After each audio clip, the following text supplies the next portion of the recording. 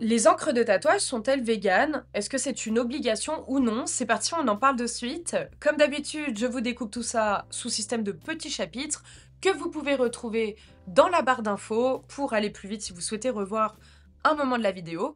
Et c'est parti.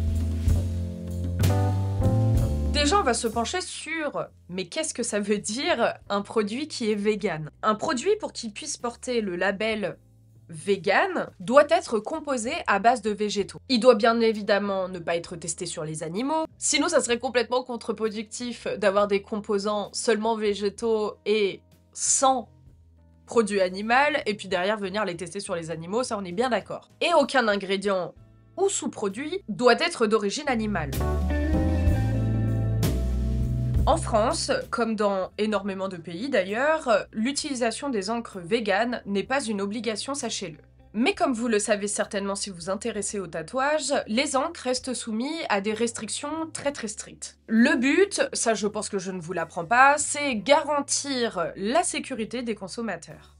Depuis le 4 janvier 2022, et même s'il y a eu un petit temps d'adaptation et de tolérance pour que tout cela soit mis en place, les réglementations des encres en Europe a évolué. Cette nouvelle réglementation européenne, que l'on appelle REACH, R-E-A-C-H,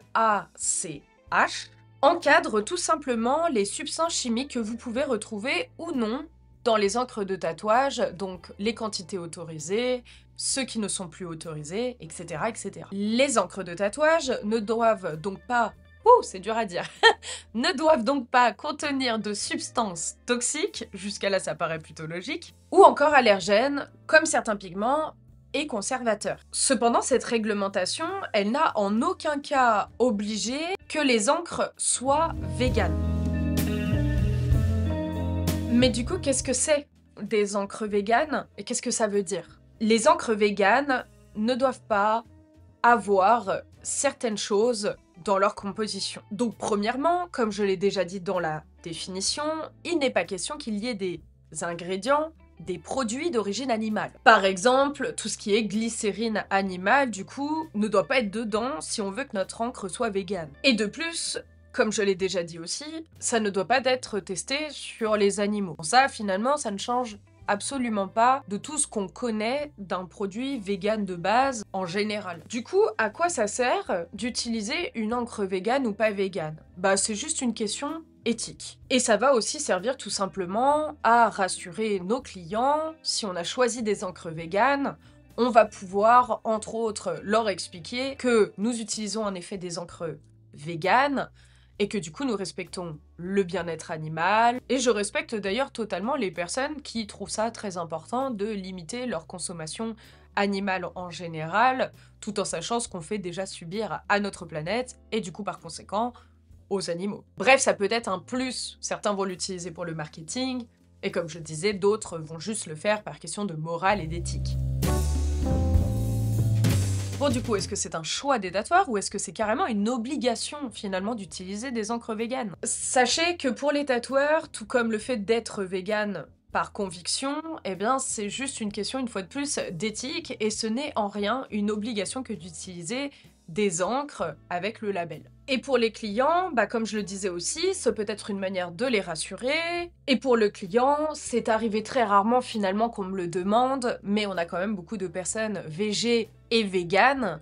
C'est deux choses différentes, hein, sachez-le. En tout cas, en France, on fait bien la différenciation entre les deux, parce qu'il y en a un qui est beaucoup plus poussé que l'autre. Mais pour exemple, sachez que mon encre Eclipse, la noire Eclipse que j'utilise, est végane, et que ça m'a déjà servi, pour être honnête, à finaliser une prise de rendez-vous parce que j'ai pu montrer, prouver à ma cliente que mon encre était bien végane. Il est à noter aussi que beaucoup d'encres qui sont passées Reach, du coup, les marques qui ont réussi à développer des encres avec les nouvelles réglementations, sont passées aussi véganes. Et pour ce faire, pour que vous puissiez vérifier chez vous, vous avez juste à regarder sur votre flacon. C'est une obligation, si elles ont le label, d'avoir le petit logo vegan, comme d'avoir le petit logo Reach. Bon, concrètement, si vous êtes tatoueur, moi je vous préconise d'être au maximum sur des encres dites vegan pour pouvoir attirer davantage de clients. Si on parle juste business, clairement c'est plus logique de raisonner comme ça,